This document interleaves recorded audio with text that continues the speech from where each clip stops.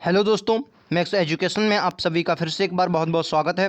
तो दोस्तों, डेली की तरह हम भी फिर से एक बार जीके जीएस के बेहतरीन क्वेश्चनों के साथ हाजिर हैं। जो 500 प्रश्नों की आपके लिए श्रृंखला स्टार्ट की थी प्रीवियस ईयर क्वेश्चनों की, आज इसका 11वां वीडियो है।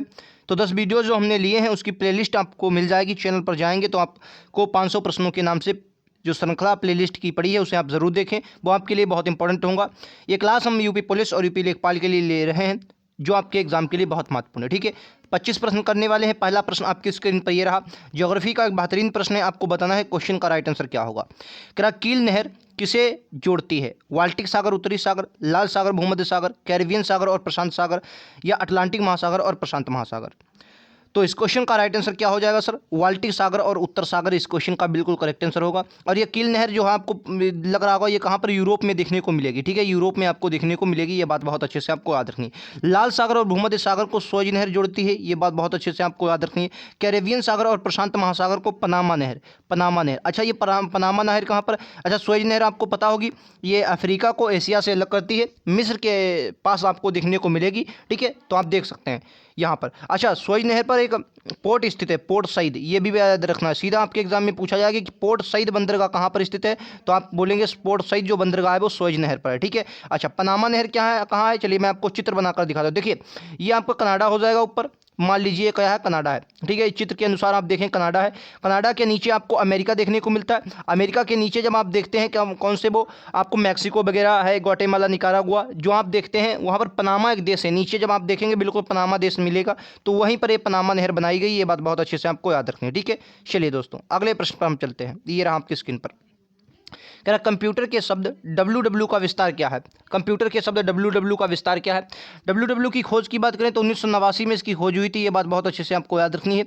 और इसकी खोज टिम बर्नर्स ली ने की थी। किसने सर? टिम वर्नर्स ली, वर्नर्स ली ने इसकी खोज की थी। और इसका फुल फॉर्म बहुत अच्छे से आपको पता होगा, वर्ल्ड वाइड वेब होगा। ठीक है, पहला इस क्वेश्चन का दोस्तों बहुत करेक्ट आंसर होगा। और ये भी दो प्रश्न आपको बहुत अच्छे से याद रखने हैं। ठीक है, 1989 में इसकी स्थापना हुई थी। ठीक है, अगला प्रश्न कह रहा है एलिसा परीक्षण किया जाता है। एलिसा परीक्षण किसके लिए किया जाता है? आपको बहुत अच्छे से पता होगा, कैंसर के लिए, टाइफाइड के लिए, पोलियो के लिए, या एड्स के लिए? तो याद रखेंगे दोस्तों, एड्स के लिए होगा। चौथा इस क्वेश्चन का बिल्कुल करेक्ट और बहुत ही लाजवाब आंसर है। ऐसे प्रश्न आपके एग्जाम में आएंगे तो आप लोगों को गलत नहीं करना है। दोस्तों, मैं कोई भी प्रश्न ले रहा हूं, सभी के सभी प्रश्न आपके क्या है सर? प्रीवियस ईयर क्वेश्चन है। और प्रीवियस ईयर क्वेश्चनों के आधार पर ही पूरा का पूरा सेट तैयार किया गया, सभी महत्वपूर्ण। और जो हम करंट अफेयर्स के 4 प्रश्न करते हैं हर वीडियो में, वो आपके अलग होते हैं। बाकी पूरा का पूरा प्रीवियस ईयर क्वेश्चन है। ठीक है, कह रहा है गोदावरी नदी कहाँ बहती है? तो आपको बहुत अच्छे से दोस्तों पता होगा, गोदावरी नदी महाराष्ट्र के त्र्यंबक नामक स्थान से निकलती है और इस पर नासिक शहर बसा हुआ है। ठीक है, नासिक शहर बसा हुआ, आपको ये बात याद रखना है। और ये कहाँ पर? महाराष्ट्र और आंध्र प्रदेश में इसका विस्तार है, सिर्फ और सिर्फ महाराष्ट्र और आंध्र प्रदेश में। आपको कमेंट बॉक्स में ये बताना है कि आंध्र प्रदेश में 2 नदियाँ अपना मुहाना बनाए हुए हैं, यानी कि वो बंगाल की खाड़ी में गिरती हैं। एक ऊपर आप देखेंगे तो गोदावरी गिरेगी, और इधर आप जब देखते हैं तो आपको कृष्णा देखने को मिलेगी। कौन सी नदी? कृष्णा। आपको ये बताना है इन दोनों के बीच में एक झील पड़ती है। कौन सी एक झील पड़ती है? इस झील का नाम क्या है? इस झील का नाम क्या हो जाएगा? गोदावरी और कृष्णा के बीच में। और ये दोनों आंध्र प्रदेश में अपना डेल्टा बनाती हैं। ठीक है, तो याद रखेंगे, पहला इस क्वेश्चन का दोस्तों बिल्कुल करेक्ट आंसर होगा। ठीक है, चलिए अगले प्रश्न पर चलते हैं। अगला प्रश्न आपकी स्क्रीन पर ये रहा कि भारत में हिमालय की सबसे ऊंची चोटी किस राज्य में है? भारत में हिमालय की, देखिए, अगर भारत में से सबसे ऊंची चोटी हम लोग केटू कहते हैं, केटू। लेकिन केटू आपको याद रखना है हिमालय में ट्रांस हिमालय का भाग है। किसका है सर?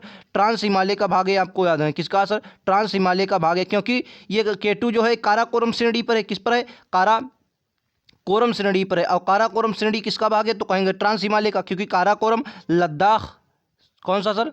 लद्दाख और जास्कर ये तीनों किसके भाग हैं? ये ट्रांस हिमालय के भाग हैं। तो काराकोरम श्रेणी की सर्वोच्च चोटी केटू हो जाएगी। ठीक है, अच्छा, अब कह रहा भारत में हिमालय की सबसे ऊंची चोटी तो क्या हो जाएगी सर? कंचनजंगा। सॉरी, उत्तर प्रदेश के ना, सिक्किम में कौन सी हो जाएगी सर? कंचनजंगा। याद रखेंगे। अच्छा, एक आपको उत्तराखंड में बहुत इंपॉर्टेंट चोटी है, वो बताना है। तीसरे नंबर में भारत में सबसे बड़ी चोटी है, कौन सी हो जाएगी आपको बताना है। ठीक है, उत्तराखंड में पड़ती है, बताना है। अगला प्रश्न आपकी स्क्रीन पर ये रहा, राइट आंसर क्या होगा? कह पार्क एवेन्यू जो है, एवेन्यू उत्पाद निम्नलिखित में से किससे संबंधित? तो क्या बोलेंगे? रेमंड से। ये प्रश्न आया हुआ प्रश्न है, तो आपको याद रखना, पार्क एवेन्यू उत्पाद रेमंड से संबंधित है। याद रखेंगे, छपने वाला प्रश्न ये भी है। अगला प्रश्न कह रहा वर्षा की बूंदें किसके कारण गोलाकार हो जाती हैं? आपको इस PDF में हिस्ट्री, पॉलिटी, ज्योग्राफी, स्ट्रेटेजी के, इकोनॉमिक्स, करंट अफेयर्स और साइंस, हर प्रकार के क्वेश्चन जैसा कि आपके एग्जाम में दोस्तों आता है बिल्कुल उसी प्रकार से क्वेश्चन आपको देखने को मिलते हैं। कि वर्षा की बूंदें किसके कारण गोलाकार हो जाती हैं? तो क्या बोलेंगे सर? पृष्ठ तनाव के कारण गोलाकार हो जाती है। किसके कारण सर? पृष्ठ तनाव के कारण गोलाकार हो जाती हैं। पहला इस क्वेश्चन का राइट आंसर होगा। अगर मैं आपसे ये पूछूं कि जो आपने देखी होगी, चलिए बाद में हम पूछते हैं, ठीक है। चलिए अगला प्रश्न। क्वेश्चन कह रहा है कि उच्चतम न्यायालय की प्रथम महिला जज कौन थी? उच्चतम न्यायालय की प्रथम महिला जज कौन थी आपको बताना। अच्छा, वर्तमान में ये भी बता देना है कि वर्तमान में जो हाई कोर्ट है हमारे यहाँ कितने हैं? हाई कोर्ट वर्तमान में भारत में हाई कोर्ट कितने हैं? तो क्या बोलेंगे? 25। और अगर नवीनतम में बूझूं आप क्या बोलेंगे? अमरावती। कहाँ का? आंध्र प्रदेश का अमरावती जो है वो नवीनतम है, ठीक है। इस क्वेश्चन का राइट आंसर क्या होगा? ये सभी के सभी गलत हैं, तो चौथा इस क्वेश्चन का राइट आंसर होगा। फिर कौन है सर? तो कहेंगे फातिमा बीवी, जस्टिस फातिमा बीवी इस क्वेश्चन का राइट आंसर होगा, ठीक है। फातिमा बीवी इस क्वेश्चन का राइट आंसर होगा, ये बात आपको याद रखनी है, ठीक है। फातिमा बीवी जो थी वो उच्चतम न्यायालय की प्रथम महिला जज थी, ये बात आपको बहुत अच्छे से याद रखना है। अगला प्रश्न आपकी स्क्रीन पर दोस्तों ये रहा, राइट आंसर क्या होगा? कह रहा तेल और प्राकृतिक गैस आयोग का मुख्यालय कहाँ अवस्थित है? ये बात आपको बताना है। तेल और प्राकृतिक गैस आयोग के मुख्यालय की बात करें तो सबसे पहले आपको याद रखना 1956 में इसकी स्थापना होती है। कब होती है? 1956 में इसकी स्थापना होती है तेल और प्राकृतिक गैस आयोग की, और ये देहरादून में स्थित है। क्यों सर? ये इसका जो मुख्यालय स्थित है वो देहरादून में। अच्छा, देहरादून से हर बार एक वन रिपोर्ट प्रकाशित की जाती है, और वर्तमान में जो 2022 में वन रिपोर्ट आई है आपको याद रखना है, सॉरी हाँ 2022 में आई, अब ये नवीनतम आई थी। इसमें क्या 2022 में जो आई है इसमें आपको ये याद रखना है ये 17वीं वन रिपोर्ट थी, और सबसे ज़्यादा जो वन है वो एमपी में पाए गए, सबसे ज़्यादा एमपी में और सबसे कम हरियाणा में है, और सबसे ज़्यादा ये आपको ये याद रखना जो वृद्धि अगर बूझी जाए तो क्या बोलेंगे सर? आंध्र प्रदेश। आंध्र प्रदेश में सबसे ज़्यादा वृद्धि दर हुई है, ये बात बहुत अच्छे से आपको याद रखनी है। अगला प्रश्न आपकी स्क्रीन पर दोस्तों ये रहा, कह रहा Indian institute of sugar technology कहाँ अवस्थित है? दोस्तों मैं बता देता हूँ फिर से आपको, इस वीडियो में अपन लोग 25 प्रश्न करेंगे। 25 में से आपका स्कोर कितना है रहता है आप हमें लास्ट में ज़रूर बताएंगे, और आपको प्रश्न कैसे लगे कमेंट बॉक्स में 2 शब्द इस वीडियो के बारे में ज़रूर लिख के जाएं, ठीक है। और वीडियो पसंद है तो लाइक शेयर और सब्सक्राइब चैनल को जरूर करें। राइट आंसर क्या होगा? कानपुर। इस क्वेश्चन का राइट आंसर होगा Indian institute of sugar technology Kanpur में आपको देखने को मिलेगी। क्लियर है? चलिए अगले प्रश्न पर चलते हैं। अगला प्रश्न आपकी स्क्रीन पर ये रहा, कह रहा डाउट्से मार्क किस देश की मुद्रा है? ठीक है, अगर मैं फ्रांस की मुद्रा की बात करूंगा और इटली की मुद्रा की बात करूंगा तो आप क्या कहेंगे सर? इनकी मुद्रा कौन सी हो जाएगी? इनकी मुद्रा जो हो जाएगी यूरो हो जाएगी, ठीक है, यूरो हो जाएगी, याद रखेंगे, ठीक है, यूरो हो जाएगी। जर्मनी इस क्वेश्चन का राइट आंसर होगा, ठीक है। जर्मनी जो डाउट्से मार्क जो आपकी है ये जर्मनी की मुद्रा है, और जर्मनी इससे पहले इसकी मुद्रा यूरो थी। अच्छा, एक बात और भी याद रखना है, जर्मनी जो है कोयले के उत्पादन के लिए जाना जाता है। किसके लिए? कोयले के उत्पादन के लिए जाना जाता है, क्योंकि यहाँ पर राइन नदी बहती है। कौन सी सर? राइन नदी बहती है जो भ्रंश घाटी में बहती है, यहाँ से कोयला का उत्पादन बहुत होता है। जो आप कहते नहीं भारत का रुद्र प्रदेश छोटा नागपुर पठार, जो असली रुद्र प्रदेश है वो जर्मनी में स्थित है, और जो कोयले के लिए जाना जाता है, जो असली रुद्र प्रदेश स्थित है वो कहाँ पर है? वो आपको याद रखना है जर्मनी में ही, ठीक है। चलो अगला प्रश्न, क्या छत्तीसगढ़ राज्य के प्रथम मुख्यमंत्री कौन थे? और ये प्रश्न कई बार आया है, यूपी के एग्जाम में ये प्रश्न कई बार आया है, ठीक है। अच्छा, कमेंट बॉक्स में आपको ये बताना है यूपी का कौन सा जिला छत्तीसगढ़ से सीमा साझा करता है, ठीक है। तो आप क्या बोलेंगे सर? सोनभद्र। सोनभद्र जो है सोनभद्र जो है यूपी का एकमात्र जिला है जो 4 राज्यों से सीमा साझा करता है, ठीक है। एमपी, छत्तीसगढ़, झारखंड और बिहार, ठीक है, 4 राज्यों से सीमा साझा करता है सोनभद्र। क्लियर है?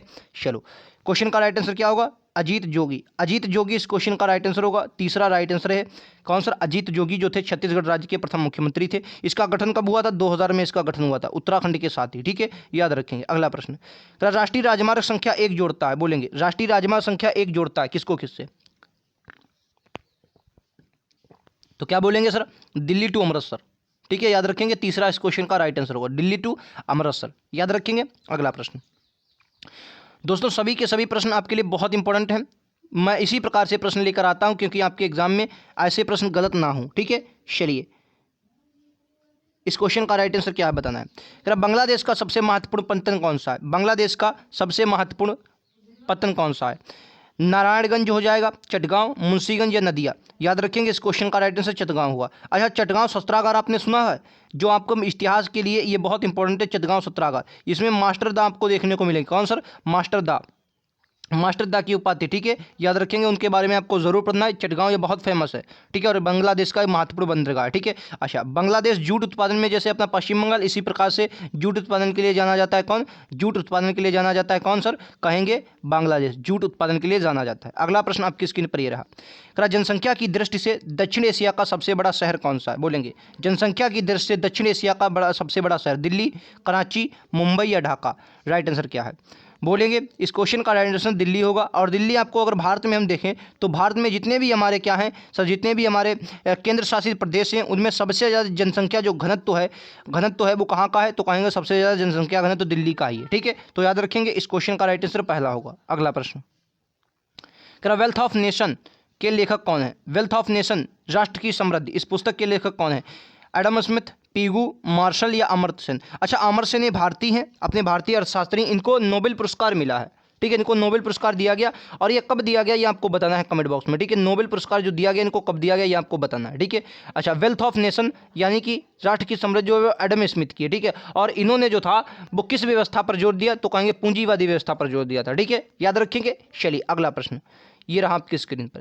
क्या मोहनजोदड़ो को निम्नलिखित में से किस नामों से जाना जाता है? देखो, मोहनजोदड़ो मृतकों का टीला। ठीक है, याद रखेंगे। अच्छा, मोहनजोदड़ो की बात करें तो मोहनजोदड़ो की मतलब अभी खोज की बात करें तो जो मोहनजोदड़ो की खोज हुई थी वो कहेंगे 1922 में हुई थी। ठीक है, अच्छा, मैं आपको बताऊं 1921 में सबसे पहले हड़प्पा स्थल जो हड़प्पा खोजा गया था। ठीक है, सिंधुवाड़ी सभ्यता का पहला स्थल हड़प्पा खोजा गया था, जो दयाराम साहनी ने खोजा था, इसलिए इस सभ्यता को हड़प्पा सभ्यता भी कहा जाता है। ठीक है, अच्छा, उसके बाद आपको याद रखना है 1922 में इसका मोहनजोदड़ो खोजा गया और ये राखल दास बनर्जी ने खोजा था। किसने?